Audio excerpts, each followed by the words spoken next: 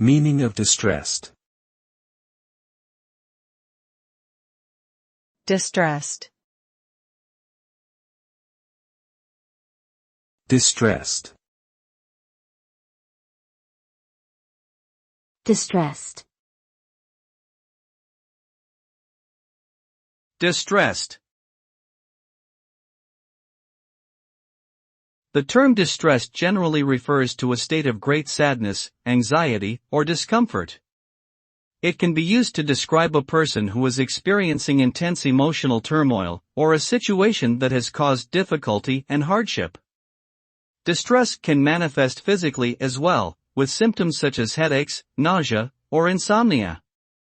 When someone is distressed, they may struggle to cope with their feelings or the challenges they are facing.